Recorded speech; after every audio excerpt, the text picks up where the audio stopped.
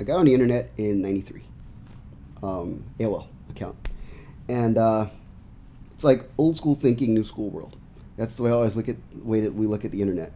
And in 1993, old school thinking, new school world. There were like you had message boards, and you didn't have the ability to talk to people. There was no like chatting even online.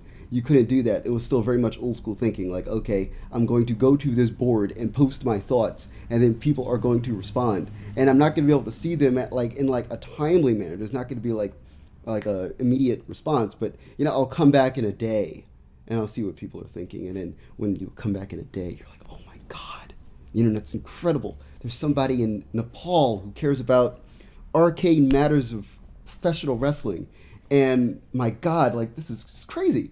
And then it's like, you move ahead another generation to like when I was in college, we had a T1 connection, and we had Napster, and like Eminem was like a hot rapper, and I was working at the radio station, and an Eminem freestyle would come out. We hear, oh my god, he was at the Rap Olympics, and it was crazy.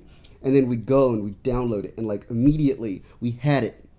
It was like done the night before, so I uploaded it, and then we had it, and that was crazy. And we could go on air and we could play it, and people like were like, oh my god, this is crazy. Still old school thinking, new school world. Like it happened. Then it was like, okay, now we're at a place where the internet makes things move this fast. Around 2000, it's like, now the internet does this. I can pull out my phone, and literally, the internet moves at this pace. Like, it moves at the same pace or a faster pace than life itself.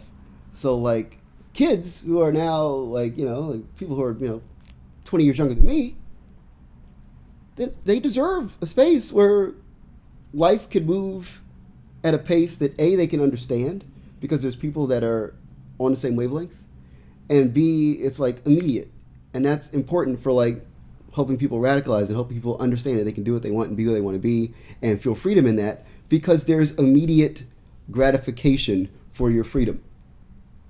It's not like, oh, this is going to take me a week or take me a day or take me this. It's like literally, you say, oh my God, who likes Game of Thrones? I do. Oh, really? Oh, awesome. Okay, so let's have a conversation. Well, what else do you like? What else are you into? Oh my God. And then you get all these ideas, and ideas are the great fostering point of creativity. And then you get really radicalized, and you have, like I have a friend of mine who was born in Nepal, moved to Canada, got radicalized in San Francisco, and decided she wanted to be a rapper. And she's like, and it's like crazy. Actually, she's from Dubai, even funnier. She's from Dubai. She's not from Nepal. She's from Dubai. I know somebody else from Nepal who does a whole different other thing. But she's from Dubai, and she's done this whole like life circle. And it's all because of the internet. Like at every step along her point of her life, while she was getting radicalized in real life, the internet was also like pushing her as well.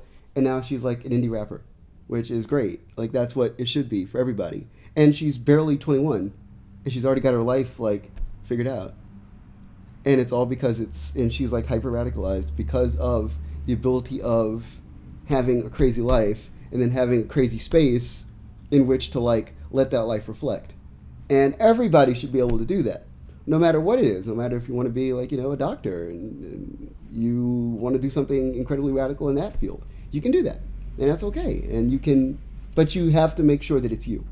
And the internet gives you that ability to like always make sure that it's you, because it's always an accurate reflection of as you're moving along.